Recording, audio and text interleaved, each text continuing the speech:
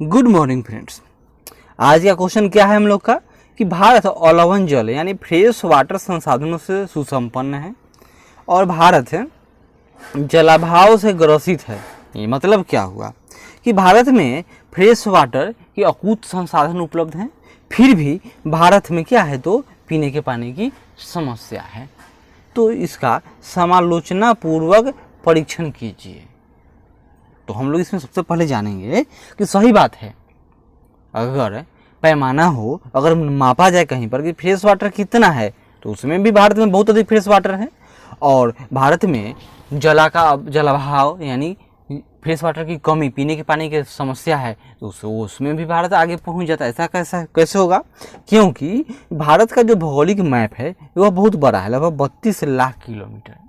कोई ज़रूरी नहीं है कि जहाँ पर फ्रेश वाटर है यह पूरे संपूर्ण क्षेत्र में फैला हुआ है। नहीं, फ्रेश वाटर मुख्यतः गंगा घाटी, कावेरी, कृष्णा, गोदावरी आदि नदियों के ही क्षेत्र में है, जबकि जो थार डेजर्ट का इलाका है, पश्चिमी राजस्थान का इलाका हो गया, पंजाब का इलाका है, फिर दक्षिण में जो पठारी क्षेत्र हैं, इन सब में क्या है, चाहे नॉर्थ ईस्ट में बरसात के समय में बारिश होती है लेकिन फिर सूखे के समय में पानी दिक्कत हो जाती है क्योंकि उनके चट्टानों के नीचे पानी नहीं है।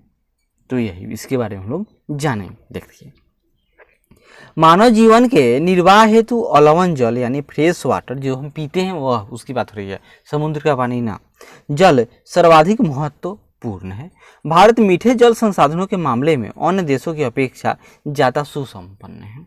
फिर भी क्योंकि कल्पना उदाहरण दिया जाता है कि भारत में इतना अधिक पानी है फिर भी भारत में जल की समस्या है, और इजराइल जहाँ पर न तो वर्षा होती है न ही वहाँ पर पानी उपलब्ध है, और फिर भी इजराइल में पानी की समस्या नहीं है। ऐसा क्यों? क्योंकि वह प्रौद्योगिकी के कारण ऐसी स्थिति उत्पन्न होती है। फिर भी भारत में जल के कुप्रबंधन के कारण देश में जलापूर्ति का अभाव है। भारत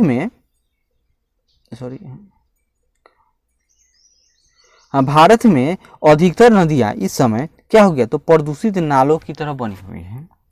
गंगा, भादर, भवानी, चिलियार, दामोदर, कोयल, साबरमती, यमुना ऐसी ही कुछ नदियाँ हैं। क्या ये सब प्रदूषित नदियों के नाम है? फिर बॉम्बे में नदी कौन है? मीठी नदी।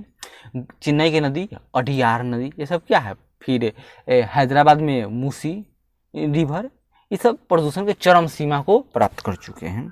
भारत में जल संकट के कई कारण हैं, परंतु जल प्रदूषण प्रमुख कारण है। प्रदूषण के स्रोतों में शहरी तरल अपशिष्ट जिसमें अनुपचारित जल, मल एवं कीचड़ यानी सीलेज अवशिष्ट, औद्योगिक तरल अवशिष्ट, मवेशियों का स्नान कराना, कृषि क्षेत्रों से सतही अप्रवाह जल तथा ठोस अपशिष्ट आते हैं। केंद्रीय प्रदूषण नियंत्रण बोर्ड की रिपोर्ट के अनुसार दिल्ली में यमुना की जलधारा के अवसादों में जिंक तथा निकेल की भारी मात्राएं पाई जाती हैं।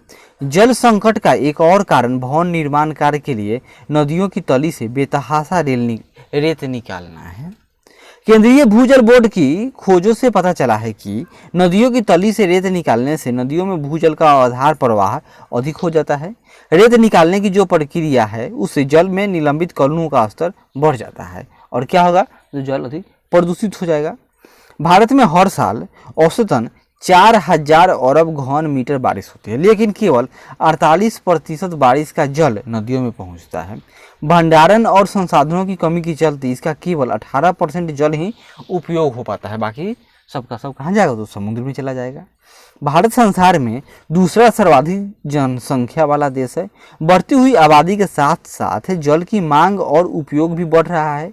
घरेलू, कृषि और औद्योगिक क्षेत्रों में हर साल कुल 829 अरब घन मीटर पानी का उपयोग होता है। कितना? तो 829 अरब घन मीटर, और बारिश होता है कितना? 4000 अरब घन मीटर। यानी कि बारिश तो अभी भी सरप्लस है लेकिन उपयोग ही नहीं होता है। साल 2025 तक इस मात्रा में 40% के इजाफे का अनुमान है। बारिश और नदियों के ड्रेनेज सिस्टम द्वारा सालाना 432 अरब घन मीटर भूजल का पुनर्भंडारण यानी रिचार्ज होता है ग्राउंड वाटर, जिससे 395 अरब घन मीटर जल ही उपयोग लायक है। इस उपयोग लायक जल का 82% कहाँ तो सिंचाई, क्योंकि भारत में अधिकतर सिंचाई किससे होती है? नलकूप के माध्यम से होती है। कहीं पर आप गए वहाँ पर नलकूप जमीन में ट्यूबवेल लगा दीजिए और बाहर मोटर लगाकर पानी निकालते रहिए लगातार।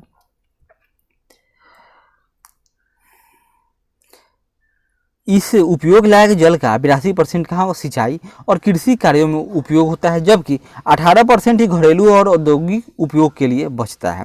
भारत में जल का कोई प्रबंधन न होने के कारण से जल संकट गहराता जा रहा है। भूजल के लिए कोई विशेष कानून भी नहीं है।